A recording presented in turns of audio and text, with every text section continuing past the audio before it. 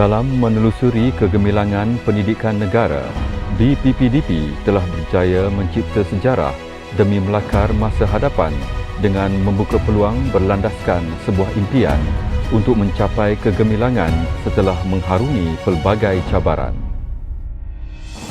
Bahagian perancangan dan penyelidikan dasar pendidikan sentiasa dinamik sebagai peneraju perancangan pendidikan dan terus kekal sebagai payung dan nadi Kementerian Pendidikan Malaysia berlandaskan dengan visi dan misi yang ditetapkan.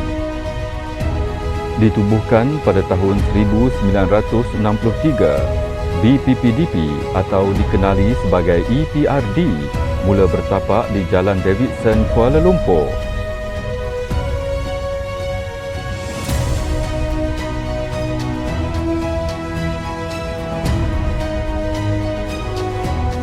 Kini, BPPDP beroperasi di Putrajaya sejak tahun 2004.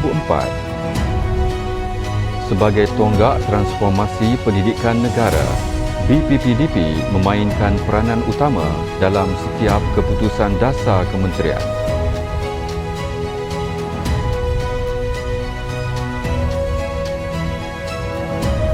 Pendidikan di Malaysia sentiasa dinamik dan berubah mengikut peredaran zaman.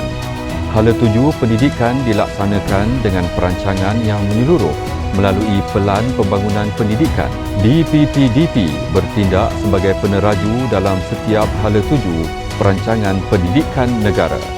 BPPDP juga terlibat dalam mengenal pasti dan meneliti isu berkaitan dasar pendidikan negara daripada pelbagai sumber.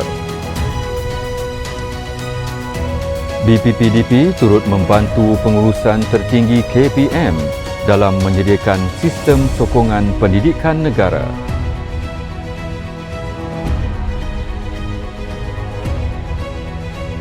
Dalam membuat semua perancangan dan keputusan dasar pendidikan, BPPDP sentiasa berpaksikan kepada akta dan peraturan semasa bagi memastikan hala tuju pendidikan negara berada pada landasan yang terbaik.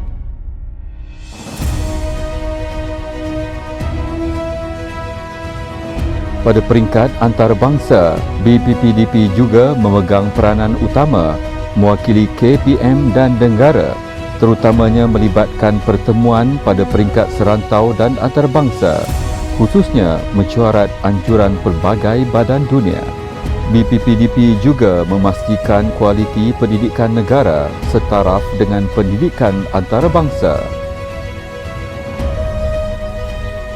BPPDP merupakan penyelaras agenda Global Sustainable Development Goals SDG 4 Education 2030 bagi Kementerian Pendidikan Malaysia.